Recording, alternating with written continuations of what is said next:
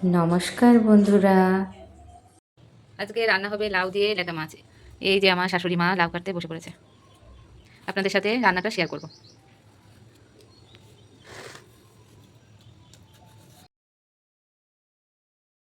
তো চলো বন্ধুরা, রান্নাটা শুরু করা যাক। এই যে বন্ধুরা, আমার শাশুড়ি মা লাউ কেটে দিয়েছেন, আর এই যে মাছ। এবার আমি আলু দেব মাছে, তাই দুটো আলু কেটে নিচ্ছি আর টমেটো কেটে নিচ্ছি। আর আদা লঙ্কা এগুলো আমি পেস্ট করে নেব, তারপরে আমি রান্নাটা শুরু করব। বন্ধুরা, রান্নার পাশাপাশি অনেক সুন্দর সুন্দর গল্প আমি আপনাদের সাথে শেয়ার করব। যেমন দেখুন না, এই যে এডিট করতে করতে এই যে কীরকম একটা ভেলকি শুরু করেছি, দেখেছেন? এই যে আস্তে আস্তে আলুটা পড়ছে।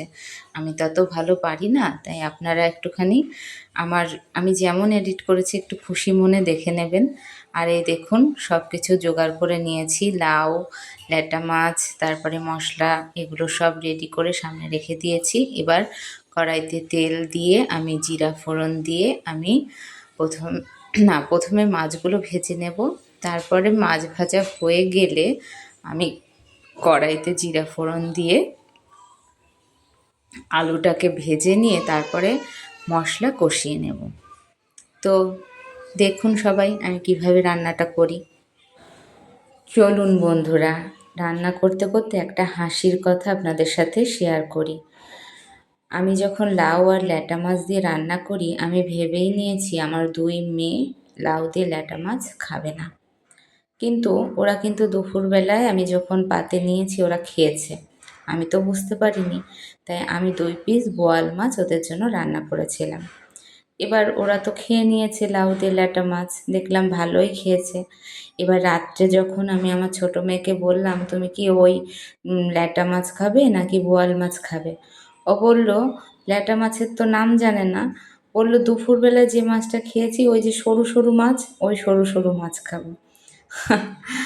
বলছে সরু সরু মাছ খাবে, ল্যাটা মাছ বলবে তা না বলে বলছে সরু সরু মাছ খাবো। বুঝতে পেরেছেন তো ওদের অবস্থাটা? ওদের এই কিছু কিছু কথা ভীষণ হাসায় আমাকে, ভীষণ ওদের কথা শুনে আমি হাসতে থাকি। আর এই যে দেখুন, রান্নাটা প্রায় হয়ে এসছে। মশলা কষিয়ে তারপরে লাউটা দিয়ে দিয়েছিলাম। আর এই রান্নাটায় না অনেকটা ধনেপাতা লাগবে, কষানোর সময় কিছুটা দিয়েছি, আর রান্না হয়ে যাওয়ার পরেও কিছুটা ধনেপাতা দিতে হবে, আর অবশ্যই গরম মশলা দিতে হবে। তো দেখুন, এইভাবে বারবার ঢেকে দিয়ে দিয়ে রান্নাটা করতে হবে। প্রায় লাউ আর আলুটা সিদ্ধই হয়ে যাবে এইভাবে ঢেকে রান্না করতে করতে। তারপরে জল দিয়ে দিতে হবে। ঝোলটা ফুটে উঠলে মাছগুলো দিয়ে আবার ধনেপাতা দিয়ে তারপরে মাছের ঝোলটা নামাতে হবে। বন্ধুরা, আমি খুব ভালো রান্না করতে পারি না, তবু আমি আমার মনের ভালোবাসা দিয়ে যতটুকু পারি চেষ্টা করি। আর বাড়ির অন্যদের কথা বাদ দিন, আমার মেয়েরা কিন্তু আমার হাতের রান্না ভীষণ ভালো খায়। আর অন্যরাও ভালো খায়, তারপরেও মাঝে মধ্যে আছে না যে একটু নুন হয়নি তো ঝাল হয়নি, এরকম একটা ব্যাপার। কিন্তু আমার মেয়েরা আমার হাতের রান্না ভীষণ ভালো খায়। তো নিজে রান্না করে বলছি না, রান্নাটা করার পরে আমি একটু মুখে দিয়ে দেখেছি, রান্নাটা ভীষণই ভালো হয়েছে। তো আপনারাও এভাবে রান্না করে রান্না করে দেখবেন লাউ দিয়ে ল্যাটা মাছ। ভীষণই ভালো লাগে, ভীষণই সুন্দর একটা খাবার এবং খুবই পুষ্টিকর। ল্যাটা মাছ তো সত্যি আমাদের শরীরের জন্য ভালো, আর লাউটাও তো আমাদের জন্য শরীরের জন্য ভালো, শরীর ঠান্ডা রাখে। এই গরমের দিনে লাউ দিয়ে ল্যাটা মাছ অবশ্যই রান্না করে খাবেন, শরীর এবং স্বাস্থ্য দুয়ের জন্যই ভীষণ ভালো।